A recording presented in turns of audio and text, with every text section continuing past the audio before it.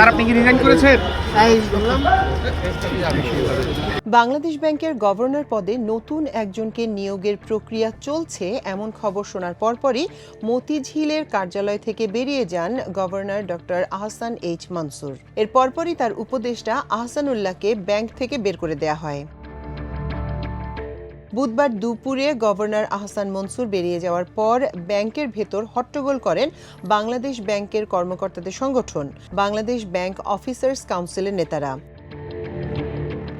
তারা মব সৃষ্টি করে গভর্নরের উপদেষ্টা আহসানুল্লাহকে বের করে দেন। তিনি তখন গাড়িতে উঠে বেরিয়ে যাচ্ছেন। ওই সময় একজনকে তেড়ে আসতে দেখা যায়। অন্যরা সেই ব্যক্তিকে সংবরণ করেন। এ সময় আক্রমণাত্মক আচরণ করা ব্যক্তিটি আঙুল উঁচিয়ে আহসানুল্লাহকে শাসাতে দেখা যায়।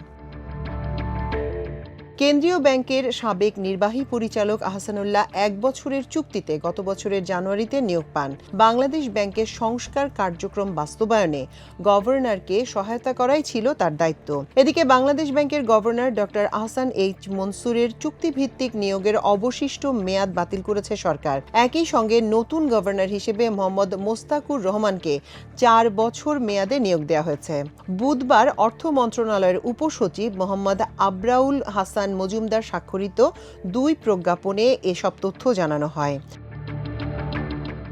আহসান এইচ মনসুরের নিয়োগ বাতিল সংক্রান্ত প্রজ্ঞাপনে উল্লেখ করা হয়েছে 13 আগস্ট 2024 তারিখে প্রজ্ঞাপন মূলে বাংলাদেশ ব্যাংকের গভর্নর পদে তার নিয়োগের অবশিষ্ট মেয়াদ বাতিল করা হলো। আদেশটি জনস্বার্থে জারি করা হয়েছে এবং তা অবিলম্বে কার্যকর হবে। পৃথক বিজ্ঞপ্তিতে বলা হয়, মোহাম্মদ মোস্তাকুর রহমান FCMA অন্যান্য সব প্রতিষ্ঠান ও সংগঠনের সঙ্গে কর্মসম্পর্ক পরিত্যাগের শর্তে যোগদানের তারিখ থেকে 4 বছরের জন্য বাংলাদেশ ব্যাংকের গভর্নর পদে নিয়োগ পেয়েছেন। দায়িত্ব পালনকালে সরকারের সঙ্গে সম্পাদিত চুক্তি অনুযায়ী তিনি বেতন ভাতা ও অন্যান্য সুবিধা বাংলাদেশ ব্যাংক থেকে গ্রহণ করবেন।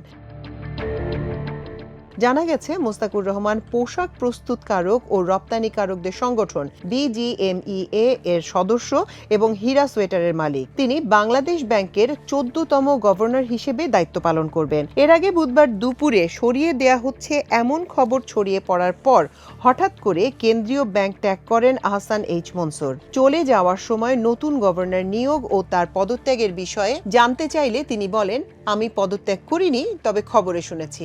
এর বাইরে তিনি আর কোনো মন্তব্য করেননি।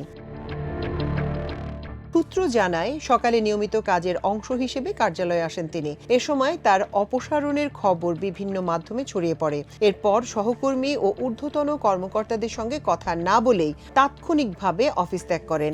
এতে কেন্দ্রীয় ব্যাংক কার্যালয়ে চাঞ্চল্যের সৃষ্টি হয়।